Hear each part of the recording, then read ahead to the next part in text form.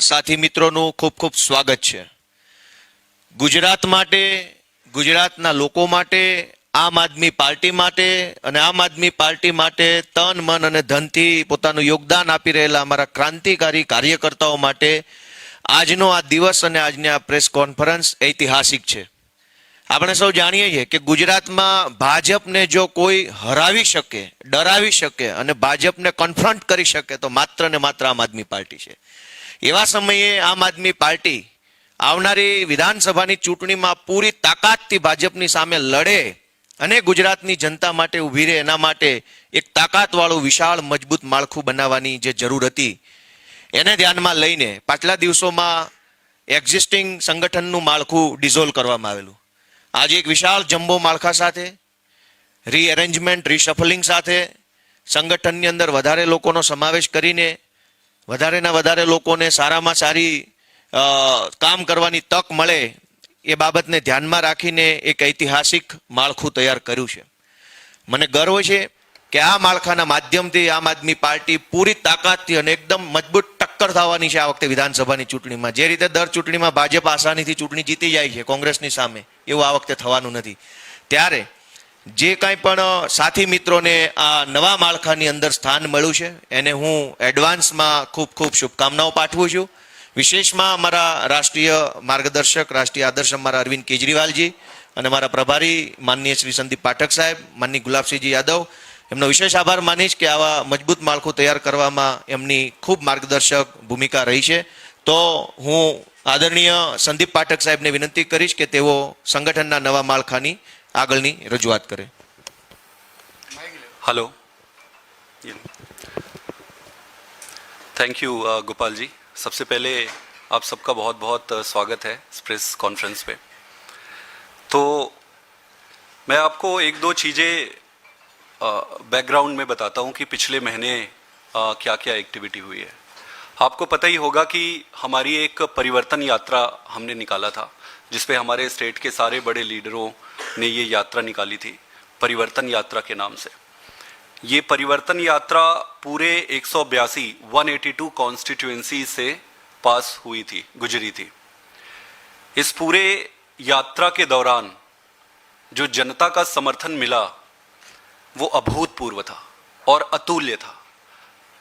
इस पूरी यात्रा के दौरान यह भी समझ आया कि किस तरीके से जनता आम आदमी पार्टी की तरफ एक उम्मीद भरी नजरों से देख रही है।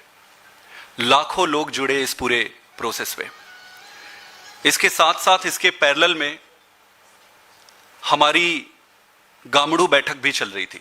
गामड़ू बैठक में हमने लगभग 10,000 गांवों को आइडेंटिफाई किया था।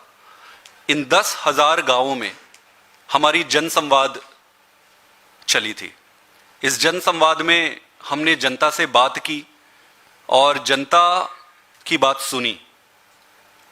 इस पूरी प्रक्रिया में ये समझ आया कि जनता आज बदलाव के लिए तैयार है। वो बस एक विकल्प की तरफ देख रही है और विकल्प के रूप में वो ये देख रही है कि ऐसी कौन सी पार्टी है जो भारतीय जनता पार्टी को उखाड़ फेंक सकती है, जो उनको हरा सकती है। तो इस दोनों एक्टिविटी पिछले महीने जो परिवर्तन यात्रा चली और गामड़ू बैठक चली, इसमें लाखों लोगों ने मेंबरशिप लिया। इसके अलावा सबसे इंपॉर्टेंट बात यह थी कि लगभग 30,000 से ज्यादा एक्टिव नए लोग पार्टी से जुड़े जो एक्टिवली पार्टिसिपेट करना चाहते थे। तो इसका मतलब यह था कि परिवार अब आम आदमी पार्टी का काफी बढ़ गया है गुजरात में। और जब आपका परिवार बढ़ जाता है तो आपको अपने संगठन को उसी प्रोपोर्शनेट में विशाल करना पड़ता है। तो इसी प्रक्रिया को आगे बढ़ाते हुए हमने कुछ दिन पहले हमारे अध्यक्ष गोपाल जी ने पूरे संगठन को डिसॉल्व किया था। और वो डिसॉल्यूशन इसीलिए की थी क्योंकि परिवार बहुत बढ़ गई है, नए लोगों को एकोमोडेट करना था, चुनाव की दृष्टि से रीऑर्गेनाइज करना था सारी चीजों को। डिसॉल्व करने के बाद आज आम आदमी पार्टी अपने संगठन का जो अनाउंसमेंट है उस प्रक्रिया के पहली कड़ी या पहले किश्त का जो लिस्ट है आज रिलीज कर रही है। इसमें आप लोगों को एक एक कॉपी प्रोवाइड करेंगे और सोशल मीडिया पे भी अभी ये बहुत जल्दी अपलोड हो जाएगा।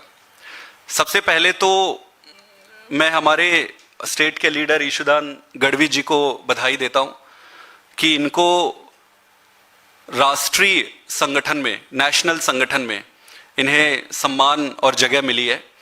ईशुदान गढ़वी जी को आम आदमी पार्टी ने नेशनल जॉइंट जनरल सेक्रेटरी का पद से सम्मानित किया है। इसके साथ ही साथ इंद्रनील जी है हमारे राजकोट से, हमारे नेता, उन्हें भी नेशनल जॉइंट सेक्रेटरी का सम्मान मिला है। तो इसके लिए मैं आप दोनों को बधाई देता हूं। इसके अलावा फिर हमारे स्टेट की जो टीम है वो हम घोषित कर रहे हैं। इस टीम में लगभग 850 लोगों को हमने जगह दिया है। ये पहली लिस्ट है, ऐसी 3-4 और लिस्टें आएंगी। तो अगर मैं पूरे संगठन को ब्रीफ करूं आपको, तो आज की स्थिति में, आज के डेट में, as we speak on, village level तक हमारा संगठन तैयार हो चुका है। और जब मैं कह रहा हूं विलेज लेवल तक, इसका मतलब यह है कि हर विलेज में लगभग 11 मेंबर की टीम हमारी बन चुकी है। ये इसके बाद हमारी बूथ के बनाने की प्रक्रिया जारी है, वो थोड़े दिन और चलेगी। अभी आज हम ब्लॉक लेवल तक के संगठन को अनाउंस कर रहे हैं। इस संगठन में हमारे कई सारे विंग्स भी हैं। स्टेट लेवल के लीडरशिप है, लोकसभा के लीडरशिप्स है, और फिर डिस्ट्रिक्ट में हमने ऑफिस बेरर्स अनाउंस कर रहे हैं। तो इस संगठन जो हम ब्लॉक लेवल तक आज लेके जा रहे हैं, इससे एक बात पूरी तरीके से तय है कि आम आदमी पार्टी का संगठन किसी भी एग्जिस्टिंग संगठन को चुनौती देने में और उनका मुकाबला करने में सक्षम है। आने वाले समय में जब हम बूथ लेवल पर जाएंगे, एक एक घर और 10 घरों को मैप करके ऑफिस बेरर लगाएंगे, तब उसके बाद पूरी तरीके से संगठन तैयार हो जाएगी। इसके बाद मैं बस 1 या 2 पॉइंट ही कहना चाहता हूं कि आम आदमी पार्टी बेसिकली संगठन ओरिएंटेड और संगठन स्पेसिफिक पार्टी है। आप पंजाब में भी देखेंगे तो हमारा संगठन आज की तारीख में सारी पार्टियों से बहुत ज्यादा मजबूत है। दिल्ली में भी हमारा संगठन बहुत मजबूत है। गुजरात में मैं आपको अपनी एग्जांपल दूं, जब हमने काम शुरू किया था तो मुझे ये नहीं पता था कि गुजरात में इतनी एनर्जी है। यहां जो संगठन बनाने की स्पीड थी और जिस तरीके से रिस्पॉन्स मिला है, वो पंजाब से भी 2 गुना है। पंजाब में तो काफी समय था, यहां पे 1 महीने के अंदर ही, इसका मतलब यह था कि यहां ऊर्जा सब जगह फैली हुई थी, लोग तैयार थे, सारा सेटअप तैयार था, बस इंतजार कर रहे थे कि विकल्प का। तो आम आदमी पार्टी पूरी तरीके से तैयार है और भारतीय जनता पार्टी और आम आदमी पार्टी का ही इस बार द्वंद्व होगा राजनीतिक तरीके से। और ऐसा अद्भुत, अतुल्य इस बार राजनीतिक द्वंद्व आपको दिखेगा जो शायद किसी ने सोचा भी नहीं होगा। और निश्चित रूप से जब जनता साथ है और परमात्मा का आशीर्वाद है, तो बदलाव की जो हवा बह रही है, तो हमारी संगठन, हमारी स्टेट लीडरशिप जनता की इस पूरी उम्मीद को पूरा करेगी और इस बार निश्चित रूप से बदलाव गुजरात में आएगी। गुलाब जी, आप कुछ कहना चाहेंगे?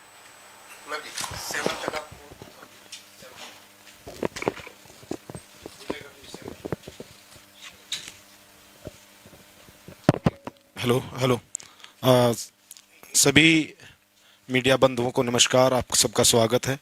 और मैं सर्वप्रथम बधाई देता हूं सभी साथियों को, विशेष तौर पर ईशुदान गढ़वी जी, इंद्रनील जी, गोपाल जी, सबको मैं बधाई देता हूं जिम्मेवारियों के लिए जो आपको मिली है। और मुझे पूरा यकीन है कि आप सब लोग दिन रात मेहनत जिस तरह से करते रहे हैं, आगे भी उससे कहीं ज़्यादा एनर्जी के साथ आप संगठन को बड़ा करने के लिए काम करेंगे। नई जिम्मेवारियों की अगर बात करें तो अभी हमारे गुजरात प्रदेश प्रभारी श्री संदीप पाठक जी ने आपको बताया। इसके साथ साथ अभी किशोर भाई देसाई जो हैं, उनको हमने स्टेट फ्रंटल ऑर्गेनाइजेशन में प्रेसिडेंट बनाया है। मनोज सोरठिया जी स्टेट जनरल सेक्रेटरी रहेंगे। कैलाश गढ़वी जी ट्रेजरर रहेंगे स्टेट में। जगमाल वाला जी वाइस प्रेसिडेंट रहेंगे। सागर राबारी जी को उपाध्यक्ष बनाया गया है। रीनाबेन रावल को उपाध्यक्ष बनाया गया है, अर्जुन राठवा जी को उपाध्यक्ष बनाया गया है प्रदेश में। जितेंद्र उपाध्याय जी स्टेट प्रेसिडेंट रहेंगे एजुकेशन सेल। उसके बाद विपिन भाई गामती स्टेट प्रेसिडेंट रहेंगे बिरसा मुंडा मोर्चा। उसके बाद भीमा भाई चौधरी को हमने अध्यक्ष बनाया है कोऑपरेटिव विंग का। महेश भाई कोलसावाला स्टेट प्रेसिडेंट रहेंगे जय भीम मोर्चा का। किसान विंग के प्रेसिडेंट राजू भाई करपड़ा रहेंगे। प्रणव ठक्कर जी को लीगल सेल हमने एज इट इज रखा है। और स्पोर्ट्स विंग में एक अच्छा यहाँ पे आरिफ अंसारी जी जो कई सारे नेशनल और इंटरनेशनल लेवल पे मेडल लेके आए हैं, उनको अभी स्पोर्ट्स विंग की जिम्मेवारी प्रदेश लेवल पे दी गई है। ट्रेड विंग में शिवलाल बारसिया जी को रखा गया है। गौरी देसाई जी को हमने रिपीट किया है वुमेन विंग में। प्रवीण राम जी को यूथ विंग की जिम्मेवारी दी गई है। और डॉक्टर किशोर भाई रूपालिया को डॉक्टर विंग का अध्यक्ष बनाया गया है। ये मुख्य तौर पर ये चीज़ें हैं। और मैं एक बात आपको बताना चाहता हूं कि पिछले कई वर्षों में गुजरात में काम करने के बाद जो अनुभव हुआ है और जो मैंने देखा है, पिछले 2 महीने में संदीप जी के आने के बाद संगठन निश्चित तौर पर पूरे गुजरात के हर कोने के अंदर हमारे चाहने वाले थे, हमारे कार्यकर्ता थे। लेकिन संदीप जी का जो अनुभव रहा है, मैं आपको विशेष तौर पे बता दूं, चाहे वो दिल्ली का चुनाव हो या फिर पंजाब का हो, उस अनुभव के तौर पर ये कह सकता हूं कि जिस तरह से अब उसको लाइन अप किया गया है, उसके आधार पर मैं बताना चाहता हूं कि आने वाला चुनाव सिर्फ और सिर्फ भाजपा और आम आदमी पार्टी के बीच में होने जा रहा है। और ऐसा चुनाव होने जा रहा है कि शायद पिछले 27 साल में शायद बीजेपी को पहली बार एहसास होने जा रहा है कि किसी पार्टी से इस बार उनकी लड़ाई होने जा रही है। और आने वाले चुनाव के परिणाम बहुत चौंकाने वाले होंगे, ये बात मैं दावे के साथ कह सकता हूं। और दिन रात कार्यकर्ता सब लोग मेहनत पे लगेंगे। मैं आपका पुनः सबका बहुत बहुत स्वागत करता हूं। और मैं चाहूंगा ईशुदान गढ़वी जी जरूर आपके समक्ष अपनी बात रखें।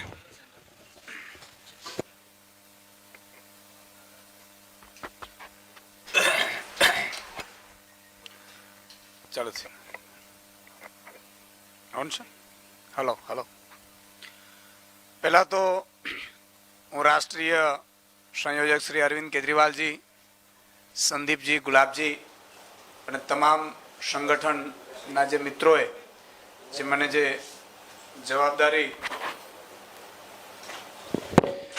જવાબદારી ઉપર નિયુક્ત કર્યા છે એ બદલ હું એમનો આભાર માનું છું। અમે પૂરી કોશિશ કરીશું એમની જેમને જે જવાબદારી માટેનો જે વિશ્વાસ રાખ્યો છે એમના ઉપર ખરો ઉતરવાનો પ્રયાસ કરીશું। સાથે સાથે હું તમામ એ લીડર્સના કે જેમનો આમાં નામ છે 850 જેટલા અમારા પદાધિકારીઓની આજે પહેલી લિસ્ટ જાહેર થઈ છે। તો એ પહેલી લિસ્ટ જાહેર થઈ છે જે અમારા માનનીય અધ્યક્ષ શ્રી ગોપાલભાઈની આગેવાનીમાં આખી લિસ્ટ તૈયાર કરવામાં આવી રહી અને સંદીપજી અને ગુલાબજી, તો આ તમામને નવનિયુક્તને અમે અભિનંદન આપીએ છીએ। એ મજબૂતાઈથી વધુ કામ કરે અને આ જો પહેલી લિસ્ટ છે, આના પછી પણ બીજી લિસ્ટ છે અને ત્રીજી લિસ્ટ છે પણ છે। આ લિસ્ટમાં નવું એ છે કે વિધાનસભા અને લોકસભા વાઇઝ અમે નક્કી કર્યું છે અને વિધાનસભામાં 4 સંગઠન મંત્રીઓ એ કાર્યરત રહેશે, જેને બ્લોક કહીએ છીએ આપણે। તો વિધાનસભામાં 4 બ્લોક પાડવામાં આવ્યા છે અને 4 બ્લોક અંતર્ગત હવે વિધાનસભા વાઇઝ કામગીરી થશે અને આગામી સમયમાં બૂથ સુધીની લિસ્ટ જેમ ભાઈ શ્રી સંદીપભાઈએ કહ્યું, પ્રભારીશ્રીએ, એ આગામી સમયમાં ડિક્લેર કરવામાં આવશે। હું તમામ સાથીઓને ફરીથી અભિનંદન આપું છું જેમને જેમને જવાબદારી મળી છે અને બીજા જે લોકો નામ રહી ગયા છે એમનું નામ પણ બીજી યાદીમાં ચોક્કસ હશે અને આ જે નવનિયુક્ત છે એમના માટે પણ અમે એક કાર્યક્રમનું આગામી સમયમાં આયોજન કરીશું જેથી કરીને એક નવી ઉર્જા બની રહે। Thank you. બીજું કોઈને પ્રશ્ન હોય તો आपका मुकाबला आप मानते हैं सीधी तरह से भाजपा के साथ ही, भाजपा का जो संगठन है वो संगठन है तो काफी बड़ा होता है। आपने तो संगठन में कांग्रेस से भी एक कदम आगे चले गए संगठन बनाने में, इतनी बड़ी ताकत के संगठन। बिल्कुल, संगठन के दो पक्ष होते हैं। एक तो कितना बड़ा संगठन है और दूसरा कितना एक्टिव और स्वस्थ संगठन है। सिर्फ बड़ा बनाने से काम नहीं चलता है, आपको संगठन एक्टिव और स्वस्थ बनाना पड़ेगा। और जब मैं स्वस्थ कह रहा हूं, जब पद के लिए झगड़ा हो एक एक पद पे, तब आपका संगठन जितना बड़ा हो उतना खराब है, जो कांग्रेस के पास है। जब पद की कोई लालसा ना हो और फिर आप जब बड़ा संगठन बनाते हो, एक एक गांव को मैप करते हो, तब वो संगठन बहुत अच्छा होता है। और भारतीय जनता पार्टी, जैसा कि आपने कहा कि छोटा होता है, मुझे नहीं लगता ये फैक्चुअली करेक्ट है। उनका भी संगठन पेपर में तो बड़ा ही है। सर, ये दूसरा सवाल ये भी है कि जब दिल्ली का चुनाव होता था तो केजरीवाल सीएम का चेहरा घोषित हो जाते थे। पंजाब में आपने भगवत मान को घोषित किया था, गुजरात में कौन रहेगा सीएम बनेगा? बिल्कुल, हम मुख्यमंत्री का चेहरा घोषित करेंगे, ये हम करते हैं। ये एक टेक्निकल डिसीजन भी है और इलेक्टोरल प्रोस्पेक्ट्स को ध्यान में रख के उसका टाइमिंग डिसाइड किया जाता है। जिस समय आप चीफ मिनिस्टर का चेहरा डिसाइड करोगे या पब्लिक में अनाउंस करोगे, उस समय से वोट शेयर बढ़ता ही जाना चाहिए, वहां से डिक्लाइन नहीं चाहिए। तो हम सिलेक्ट करेंगे अपने अप्रोप्रिएट टाइम को और सही टाइम पे डेफिनेटली चेहरा तो देंगे। संगठन में आप प्रमुख को नहीं बदल रहे, तो कोई विकल्प नहीं है प्रमुख का कि या पटेल को आगे करके आप चेहरे के हिसाब से चुनाव लड़ना चाहते हैं? हाँ, तो संगठन में प्रमुख को नहीं बदला है क्योंकि प्रमुख बहुत अच्छा काम कर रहे हैं और हम सबको, पार्टी को उन पर भरोसा है। ईसुदान जी और इंद्रनील जी को आप नेशनल पे ले जा रहे हैं, ये दोनों चेहरे हैं वो स्टेट के हैं। ज्यादातर पॉलिटिक्स में ऐसा कहा जाता है कि जो स्टेट में से जिनको सेंट्रल में ले जाए उनको साइड ट्रैक किया जाता है, क्या कहेंगे? नहीं, ऐसा नहीं है। हमारी पार्टी बड़ी हो रही है, अभी हम कई स्टेट्स पे स्प्रेड कर रहे हैं। तो जिन लोगों की काबिलियत नेशनल लेवल पे परफॉर्म करने की है, उनको नेशनल लेवल पे लेके जाते हैं और टाइम पे डिसाइड किया जाता है कि किसका कहाँ पे रोल है। दोनों चेहरे तो स्टेट के हैं। निश्चित रूप से चेहरे स्टेट के, स्टेट नेशनल। ईशुदान जी नेशनल लेवल पे भी परफॉर्म करने में सक्षम है। आप उनको ये क्यों कह रहे हैं कि स्टेट लेवल? ऐसा बात नहीं, बात ऐसे इलेक्शन आ रहा है, तो ईशुदान को पार्टी को नेशनल पे बेस पे आप अभी भी उसको नुकसान करने ऐसा नहीं लगता? ये तो नहीं, हमें देखिए, आपको समझना पड़ेगा कि हमारी पार्टी अभी बड़ी हो रही है। हम नेशनल लेवल पे ऑर्गेनाइजेशन बिल्ड कर रहे हैं और स्टेट लेवल पे भी कर रहे हैं। तो ईशुदान जी को नेशनल लेवल पे लगा रही है पार्टी, और आप देख ही रहे हैं कि ईशुदान जी एक्टिवली पार्टिसिपेट कर रहे हैं। वो तो पार्टी का प्रेरोगेटिव है कि किस टाइम को किसको कहाँ पे सेट करना है, वो इंपॉर्टेंट नहीं है। देखो, ये सारी चीजें इंपॉर्टेंट नहीं है। इंपॉर्टेंट क्या है? इंपॉर्टेंट ये है कि पद, पैसा और प्रतिष्ठा की लालसा से बाहर होकर जब आपका संगठन देश के लिए काम करे, सारे लोग एकजुट होकर काम करें, तब पार्टी बड़ी बनती है। Thank you. Sandeep ji, election के पहले नया संगठन बनाने का मेन रीजन क्या है? मेन रीजन मैंने आपको एक्सप्लेन किया कि पार्टी अब बहुत बड़ी हो गई है, एक्सपैंड हो गई है गांव के लेवल पर। और गांव के लेवल पर जब एक्सपैंड होती है तो आपको सबके रिप्रेजेंटेटिव बराबर इक्वल रिप्रेजेंटेटिव करना पड़ता है। प्लस जब भी कैंपेन्स चलेंगे, बहुत एग्रेसिव कैंपेन चलेगा, तो हर व्यक्ति की अपनी यूटिलिटी है, कॉम्पिटेंसी है, तो उसके हिसाब से लोगों को एडजस्ट किया गया है कि अभी जो हम लार्ज स्केल पे जो कैंपेन चलने वाला है, और हमारी पार्टी, जैसा कि आप पंजाब में देखे होंगे कि हम बहुत लार्ज स्केल पे कैंपेन करते हैं, बहुत अंदर घुस के छोटी बहुत सारे कैंपेन्स रन करते हैं। उसके लिए जरूरी है कि संगठन प्रोपोर्शनेट में। लेट नहीं है, अब 5 महीने बाकी रहे इलेक्शंस को, तो isn't it late for the expansion of party? No, I don't think so, because it's the right time. I believe it's the right time. You Yes. will get appropriate time. Yes, absolutely. We are quite confident. अभी ईशुदान को कौन सा state की जरूरत है? अभी जैसा कि मैंने आपको पहले ही कहा, अभी हमारा चुनाव गुजरात में है।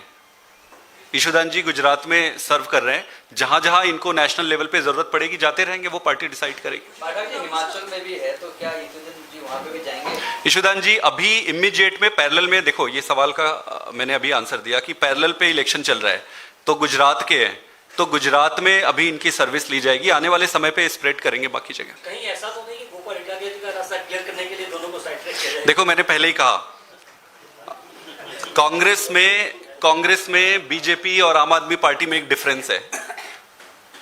यहाँ पद की लालसा से कोई नहीं आया हुआ है। ईशुदान जी ने आज तक इतने दिन से ऐसे ही सर्व कर रहे थे। गोपाल जी को भी अगर आप बोलोगे कि आप अभी पद छोड़ दो, 2 सेकंड भी उनको नहीं लगेगा पद छोड़ने में। कहने का मतलब है कि हम मोटिवेटेड लोग हैं, राष्ट्रवादी लोग हैं और देश सेवा के लिए आए। पद, पैसा और प्रतिष्ठा की लालसा किसी को नहीं है। यहाँ पे पार्टी अपने हिसाब से ऑर्गेनाइजेशन बिल्ड करती है, अपने अपने जिम्मेदारियां देती है। इंपॉर्टेंट ये है कि जिम्मेदारी को ईमानदारी से निभाए और इंपॉर्टेंट ये है कि जनता जो हमसे उम्मीद कर रही है वो हम कैसे डिलीवर करते हैं। Okay, so thank you very much, thanks for your all time, thank you.